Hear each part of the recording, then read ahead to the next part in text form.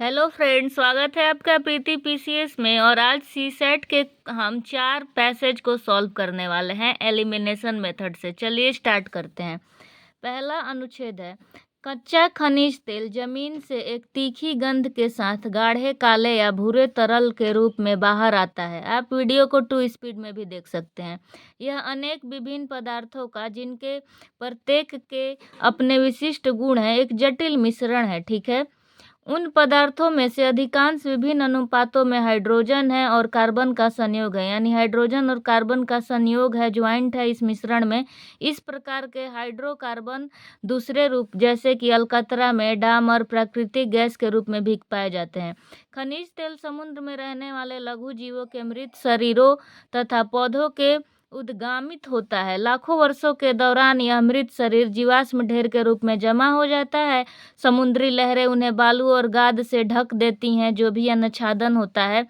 कड़ा होने के साथ यह खनिज अवसादी सेल में बदल जाता है, फिर प्रभावी रूप से ऑक्सीजन को बाहर रोक देता है। ठीक है, जिससे तल में इकट्ठा समुद्री जमाव का पूर्ण अपघटन निरुद्ध हो जाता है।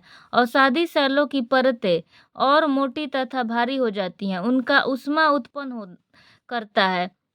ठीक है, जो लघु शरीरों को कच्चे तेल में परिवर्तित कर देता है। एक ऐसी प्रक्रिया के अंतर्गत जो आज भी जारी है, मतलब ये जो भी हम पढ़े नवसाद बनना, जीवाश्म, ये सब आज भी जारी है।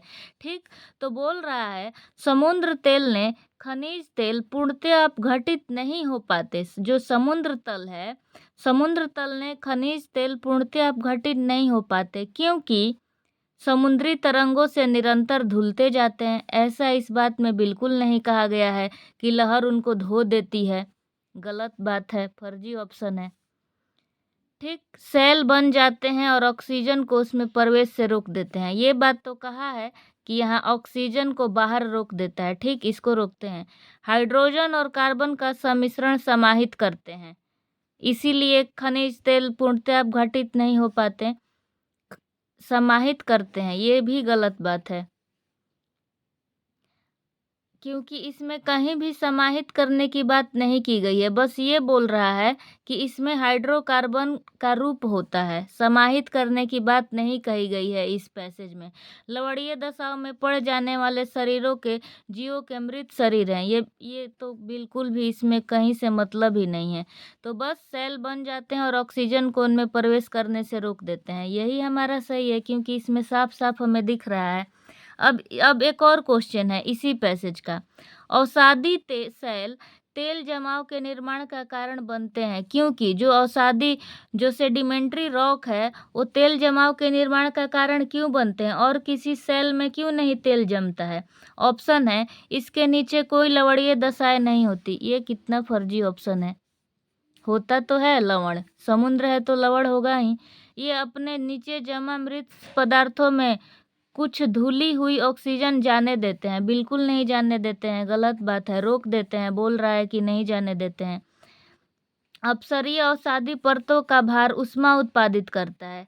यहाँ पे हम लोग पढ़े थे ना, ऊष्मा उत्पादित करता है, प्रभावी रूप से ऑक्सीजन को बाहर रोकता है, और ये मोटी परतें और भारी होने से उनका ऊष्मा उत्पन्न करता है। तो इस पे अभी रुकेंगे, इसको देखते हैं। इनमें ऐसे पदार्थ होते हैं जो मृत जीवों को तेल में परिवर्तन करने हेतु आवश्यक रासायनिक प्रक्रिया का उत्प्रेरक है। ये भी नहीं, हमारा जब यहीं पे क्लियर दिख रहा है, जब नहीं दिखता तो हम कंफ्यूज होते हैं, लेकिन जब दिख रहा है कि अवसादी परतों का भार ऊष्मा उत्पादित करता है, तो बस यही ठीक हो गया।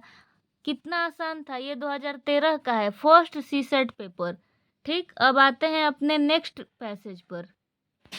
ये 2017 का सी सेट का पैसेज है। बोल रहा है, पूरे विश्व में सरकार में प्रादेशिकता की एक महत्वपूर्ण प्रवृत्ति है, जिसके परिणाम स्वरूप 1990 के दशक से क्षेत्रों और समुदायों की ओर सत्ता का व्यापक अधोगामी हस्तांतरण होता रहा। इस प्रक्रिया को, जिसके अंतर्गत अराष्ट्रीय यानी सब नेशनल स्तर पर नई राजनीतिक सत्ताएं और निकाय बनाते हैं तथा उनकी क्षमता और शक्ति में वृद्धि करते हैं, प्रविकास, इसे डिवोल्यूशन कहते हैं। प्रविकास की विशेषता यह है, यानी इसमें प्रविकास के ही बारे में बात की गई। यह विशेषता है कि वह 3 घटकों से मिलकर बना है। वे घटक है क्या क्या? राजनैतिक वैधता, सत्ता का विकेंद्रीकरण, यानी सत्ता ऊपर न रह के नीचे तक आए, जैसे केंद्र से लेके पंचायत तक। और संसाधनों का विकेंद्रीकरण, यानी सभी तक पहुँचे संसाधन, जो भी रिसोर्स है। यहाँ राजनीतिक वैधता, यानी इस पहला वाले घटक से मतलब है कि निचले जन समुदाय से विकेंद्रीकरण की प्रक्रिया के लिए उठने वाली मांग, जिसमें विकेंद्रीकरण के लिए एक राजनीतिक बल निर्मित करने की क्षमता होती है। कई मामलों में आधारित स्तर पर इसके लिए पर्याप्त राजनीतिक संगठन हुए बिना ही सरकार के ऊपरी स्तर से विकेंद्रीकरण की प्रक्रिया प्रारंभ कर दी जाती है। ऐसे मामलों में विकेंद्रीकरण की प्रक्रिया अपने उद्देश्य पूरी नहीं कर पाती। ठीक, अब आता है कि तार्किक तर्क संगत निष्कर्ष निकालना है। चलिए ऑप्शन को पढ़ते हैं। कैसे एलिमिनेट करेंगे? और राष्ट्रीय राजनीतिक सत्ताओं के निर्माण के लिए इस तरह सफल प्रतिशत और विकेंद्रीकरण सुनिश्चित करने के लिए शक्तिशाली जन नेता का उभरना अनिवार्य है? नहीं, अनिवार्य है, वो भी सिर्फ शक्तिशाली जन नेता का। गलत स्टेटमेंट, फर्जी है। सरकार के ऊपरी स्तर से क्षेत्रीय समुदायों पर कानून द्वारा अन्यथा प्रविकास और विकेंद्रीकरण को अधिरोपित किया जाना चाहिए? नहीं। क्यों नहीं किया जाना चाहिए? क्योंकि यहाँ लिखा है कि अगर ऊपरी स्तर से होता है तो विकेंद्रीकरण अपने उद्देश्य पूरा नहीं कर पाता है, तो गलत बात है। फिर बोल रहा है प्रविकास को सफल होने के लिए लोकतंत्र की अपेक्षा निचले स्तर के लोगों की इच्छा स्वतंत्र अभिव्यक्त हो और आधारित स्तर पर सक्रिय भागीदारी हो। ठीक, अभी इसमें और डी को रोकते हैं। डी बोल रहा है प्रविकास होने के लिए जनता में क्षेत्रवाद की प्रबल भावना होनी आवश्यक है। कहीं भी इसमें ये बात नहीं दिया गया है कि क्षेत्रवाद होना होगा। क्षेत्रवाद मतलब अगर हम बिहारी हैं तो हम ही बिहारी हैं, मतलब हमें तो बिल्कुल ऐसा नहीं करना है कि विकास करेंगे तो हमें क्षेत्रवाद करना है। क्षेत्रवाद मतलब जो जहाँ है सिर्फ उसी का वही बड़ा है और बाकी स्टेट छोटा है। तो हमारा आंसर क्या निकल गया? सी निकल गया। बस एलिमिनेट करना है, आंसर तक पहुंचना है। अब नेक्स्ट परिच्छेद पे आते हैं। ये पैसेज क्या बोलता है? 2020 का क्वेश्चन है। भारत में निजता के अधिकार पर वर्तमान फोकस डिजिटल युग की कुछ नवीन वास्तविकताओं पर आधारित है। कोई भी अधिकतम वास्तविक अधिकार तभी होता है यदि वह सभी स्थितियों में प्रभावी हो, सभी के लिए हो। उदाहरण के लिए, किसी व्यक्ति का अपने शोषण के विरुद्ध सुरक्षा की वास्तविक उपलब्धता के बिना स्वतंत्र अभिव्यक्ति की अधिकार अर्थहीन है। अगर वो शोषण के विरुद्ध उसको सुरक्षा नहीं मिल रहा है तो उसकी स्वतंत्रता भी अर्थहीन है, जो कि यह सुनिश्चित करे कि उसके इस अधिकार को गैर सरकारी शक्ति के प्रयोग से निष्फल न किया जा सके। इसलिए राज्य की भूमिका और आधिकारिक स्वतंत्र अभिव्यक्ति में रुकावट पैदा करने से बचाना मात्र ही नहीं, यानी सिर्फ राज्य का यही भूमिका नहीं है, अपितु यह भी सक्रिय रूप से सुनिश्चित करना है कि कहीं गैर सरकारी पक्षकार को अवरुद्ध करने में सक्षम न हो। अब बोल रहा है कौन सी पूर्व अवधारणा वैध है? लेखक की पूर्व अवधारणा क्या है? क्या सोच रहा है जब ये धारणा बना रहा है? तो पहला है डिजिटल समाज में राज्य के पास ऐसी संस्थाएं होनी चाहिए जिसकी समुचित भूमिका को सुनिश्चित कर सकते। ठीक है, क्योंकि सभी चीज की भूमिका सुनिश्चित करेगा तभी तो विकास होगा। ठीक है, पहला सही है। राज्य को सुनिश्चित करना चाहिए कि गैर पक्षकार नागरिकों की निजता के अधिकार का हनन तो नहीं कर रहा है। ये भी देखिए लिखा है ना कि कहीं गैर सरकारी पक्षकार इसकी अवरुद्ध तो काम नहीं कर रहा है, यानी निजता का हनन तो नहीं कर रहा है। ये भी ठीक है। और 1, 2, 3 तो कहीं ऑप्शन में दिया ही नहीं है, यानी पहला और दूसरा तो ठीक है। तीसरा कह रहा है डिजिटल अर्थव्यवस्था नागरिकों की निजता का हनन न करने के विचार से सुसंगत नहीं है, यानी